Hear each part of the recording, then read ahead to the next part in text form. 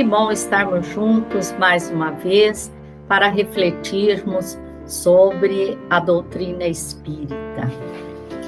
As obras da codificação da doutrina espírita contêm inúmeras mensagens assinadas por espíritos, alguns mais conhecidos, outros menos. Mas, afinal, quem são esses espíritos que descortinaram a terceira revelação para o mundo? Maria Helena Marcon, que é conselheira da Federação Espírita do Paraná, escritora espírita, coordenadora do projeto Momento Espírita da Federação Espírita do Paraná, dedicou-se a pesquisar sobre estes nomes e organizou a obra Expoentes da Codificação Espírita. É uma obra, além de importante, belíssima, que vem enriquecer muito os nossos conhecimentos. E é ela que está conosco para nos falar sobre este importante trabalho. Coordenadora do projeto Momento Espírita, cujas mensagens são apresentadas neste programa após as entrevistas. Inclusive, hoje, veremos a que tem por título Comece por Você. Olá, Malena. Olá, sempre uma alegria estar neste programa. Já o visitamos há muito tempo e ficamos extremamente felizes em sermos convidada novamente a participar. Muito obrigada. Realmente, temos que reconhecer que você está conosco praticamente desde o seu início, não é? Malena, a FEP acaba de publicar a segunda edição da obra Os Expoentes da Codificação Espírita. Você percebe que esse livro desperta interesse nos leitores? Qual é o seu objetivo? Qual é o seu conteúdo? É muito interessante essa sua pergunta. Eu acredito que deva, sim, despertar e bastante o interesse dos espíritas. Afinal, nós lemos a Codificação Espírita, os 5 volumes da Codificação Espírita, e vemos ali as assinaturas de muitos personagens. Alguns deles que nós naturalmente conhecemos, que nós, na história, já lhes registramos a atuação.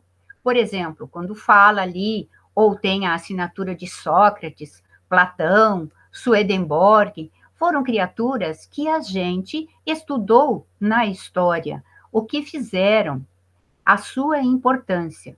Mas ao lado desses existem muitos outros nomes que nós nem sabemos quem foram.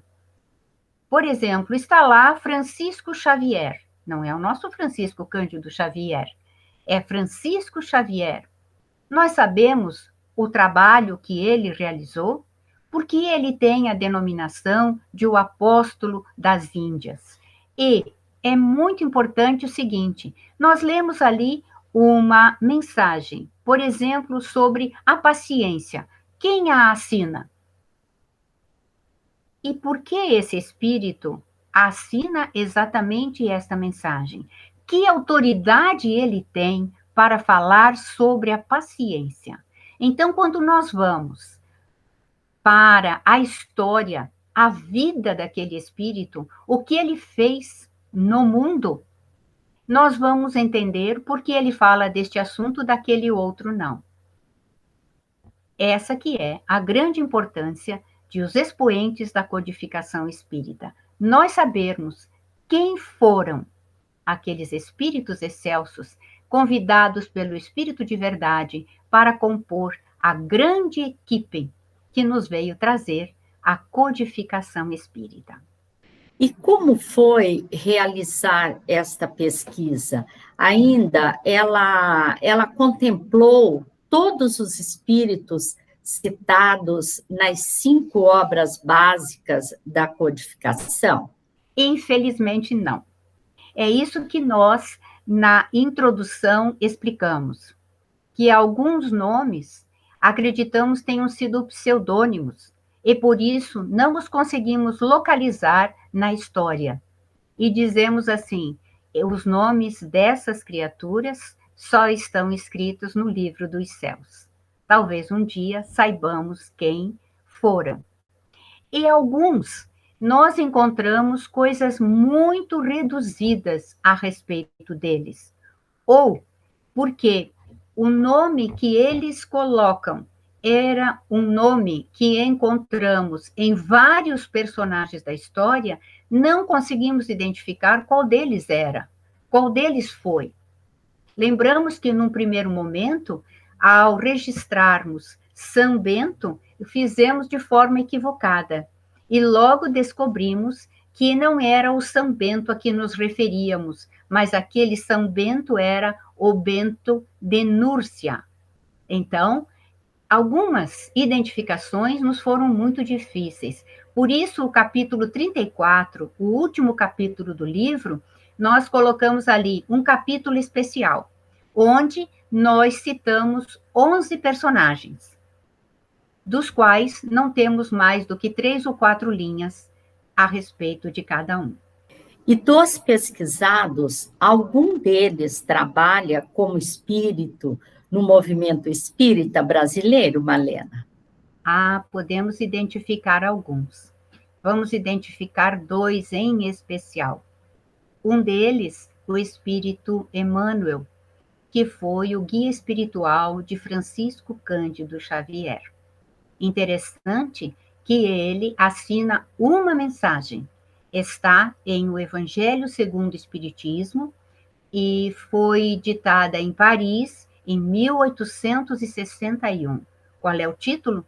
O Egoísmo. E quem é Emmanuel para nos falar sobre o egoísmo? Qual a sua envergadura espiritual? Ali, de uma forma bem sucinta, nós apresentamos, melhor dizendo, algumas das reencarnações de Emmanuel que identificamos. A de Públio Lentulus, que está em Há 2000 anos, o grande romano, onde nós identificamos um homem político, sim, um homem muito orgulhoso, sim, mas um homem essencialmente nobre e correto. Ele era um político essencialmente preocupado com Roma. Ele amava Roma e por ela trabalhava. Então, ele tem grandes virtudes ali. Depois, nós o encontramos em 50 anos depois, outro romance de Chico Xavier, como o romano Quinto Varro, que logo se transformaria em Corvino o Moço, um grande arauto da Boa Nova. Depois, logo em seguida, nesse mesmo livro, vamos encontrar outra reencarnação dele. Ele retorna como Quinto Celso, o menino, que também morrerá de forma trágica. O identificamos como Padre Manuel da Nóbrega, que veio para o Brasil e, junto com José de Anchieta, fundou o Colégio Anchieta em São Paulo. Encontramos Padre Damiano. Essa é a última das reencarnações dele que nós descobrimos, registramos. Se dá na Espanha, ele nasce no século XVII, em 1613. Então, nós vamos analisando e vemos a riqueza de cada uma das vidas de alguém que se dedicou a Jesus. E por isso ele tem autoridade para nos falar sobre o egoísmo, exatamente dizendo-nos como não devemos agir. E o outro, quase que eu ia esquecendo do segundo espírito. Eu ia te lembrar de que você nos deve mais um nome. Exatamente. E não poderia esquecer este, é um espírito feminino. Tá? Encontramos 2 mensagens em O Evangelho segundo o Espiritismo. Uma no capítulo 9, item 7, chamado a paciência. Outro, no capítulo 18, item 15, que se intitula Dar-se-á aquele que tem. Duas mensagens em O Evangelho segundo o Espiritismo, assinadas um espírito amigo. Como se identifica o guia espiritual de Divaldo nos primeiros momentos? Um espírito amigo. É o mesmo. E ali, neste capítulo de Os Expoentes da Codificação Espírita, nós apresentamos, naturalmente de uma forma rápida, as várias reencarnações identificadas deste espírito amigo. Ao tempo de Jesus, Joana de Cusa, que morreu martirizada. Depois, Clara de Assis, voltando no século XIII ao lado de Francisco de Assis para uma missão muito específica. Depois, no México, como a grande poetisa miniaturista, a grande mulher, que foi Juana Inês de la Cruz, perseguida pela sua atuação, pela sua inteligência. E depois no Brasil, como a nossa Joana Angélica de Jesus, que é considerada uma das mártires da nossa independência. Esses são os dois espíritos que identificamos como os que atuam no nosso movimento espírita e que participaram da codificação. Inclusive, Joana de Ângeles, né, que é o guia espiritual, assim se denomina, narra o que precisou fazer para poder participar da codificação.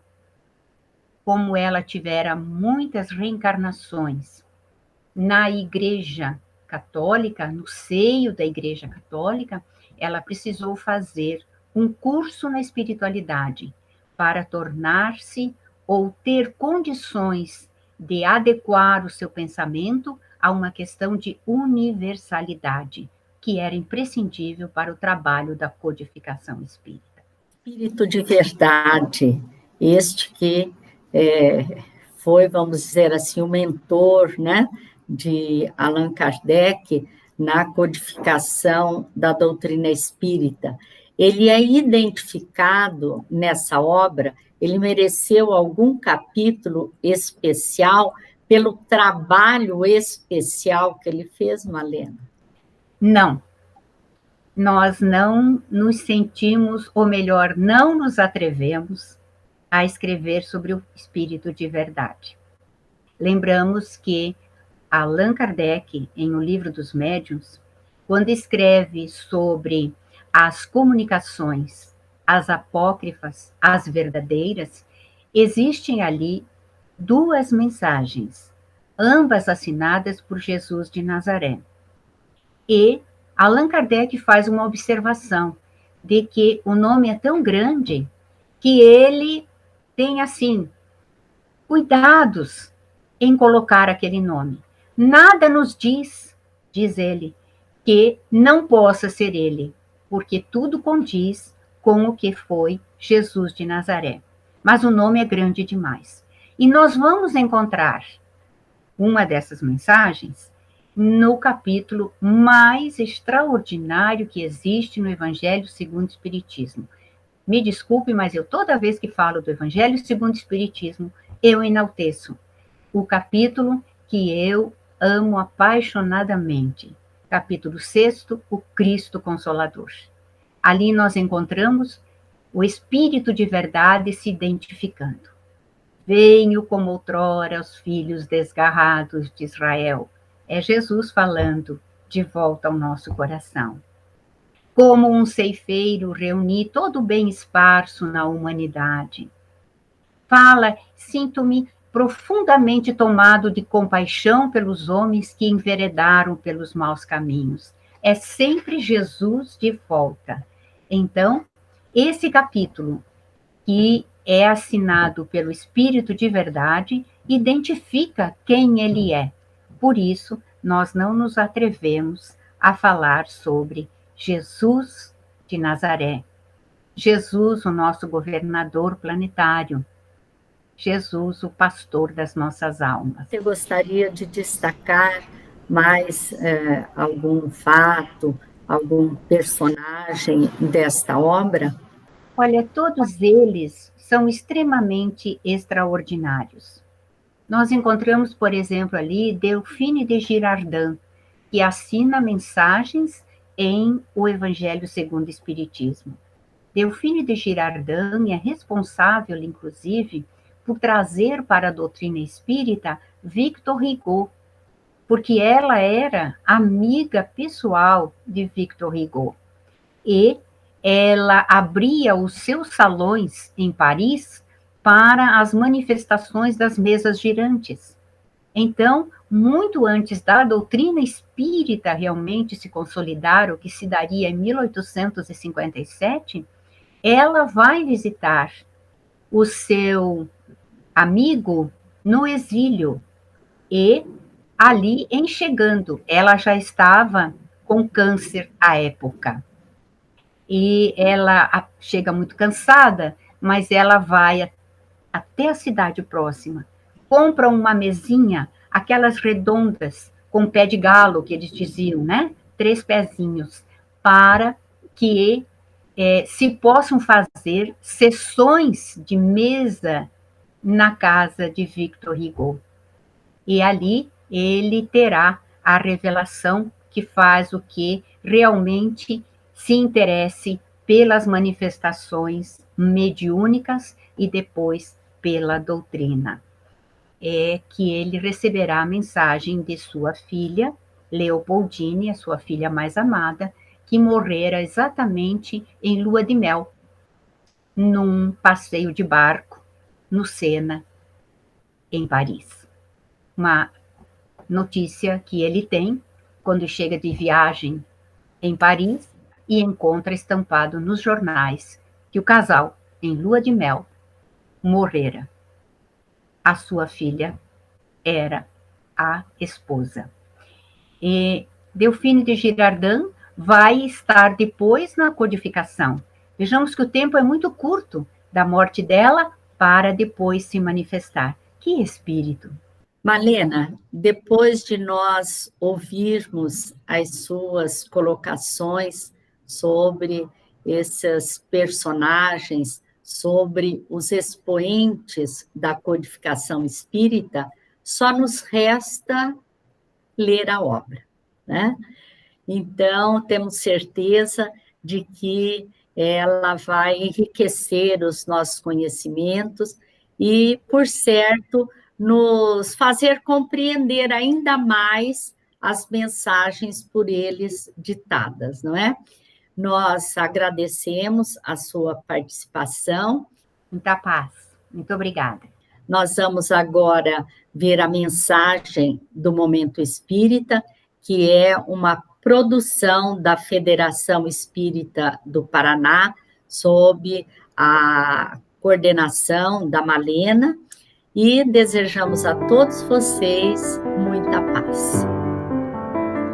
Para quem tem olhos de ver, em toda parte ensinamentos se fazem presentes. No túmulo de um bispo anglicano que está na cripta da Abadia de Westminster, na Praça do Parlamento em Londres, pode-se ler o seguinte: quando eu era jovem, livre, e minha imaginação não tinha limites, eu sonhava em mudar o mundo. À medida que me tornei mais velho e mais sábio, descobri que o mundo não ia mudar. Reduzi então meu campo de visão e resolvi mudar apenas meu país.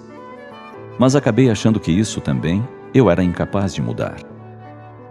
Envelhecendo, numa última e desesperada tentativa, decidi mudar apenas minha família, os mais próximos. Mas, ai de mim, eles não estavam mais ali. Agora, no meu leito de morte, de repente percebo: se eu tivesse primeiro me empenhado apenas em mudar a mim mesmo, pelo meu exemplo, eu teria mudado minha família. Com a inspiração da família e encorajado por ela, teria sido capaz de melhorar meu país. E quem sabe, poderia até ter mudado o mundo.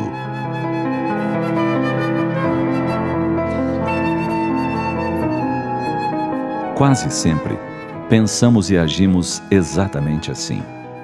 É comum lermos um trecho do Evangelho e logo pensarmos como aquelas frases seriam muito importantes para alguém da nossa família. Quando ouvimos uma palestra edificante que concita ao bem, logo nos vem à mente o pensamento de que seria muito bom se determinada pessoa estivesse ali para ouvir. Isso faria muito bem para ela. É o que dizemos para nós mesmos. Como esta informação a poderia modificar, mudar sua forma de agir? Quando estamos vinculados a uma determinada religião, o pensamento não é diferente. Ficamos a desejar que nossos parentes, nossos amigos, colegas, professem a mesma crença, comunguem dos mesmos ideais. Por vezes, chegamos a nos tornar um pouco inconvenientes, ou talvez até em demasia, mandando recados, frases escolhidas para os amigos. Tudo nesse intuito de que eles as leiam, as absorvam e coloquem em prática.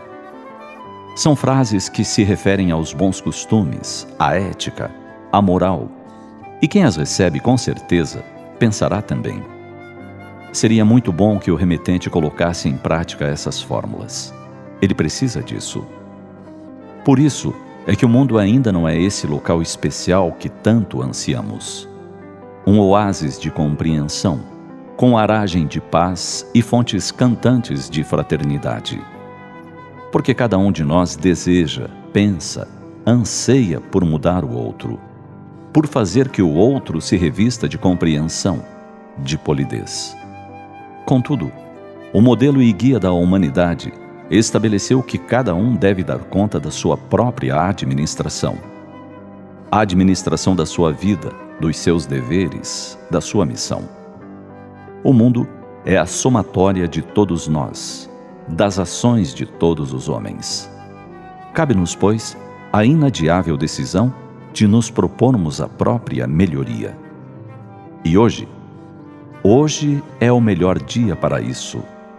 Nem amanhã, nem depois. Hoje, comecemos a pensar em que poderemos nos melhorar.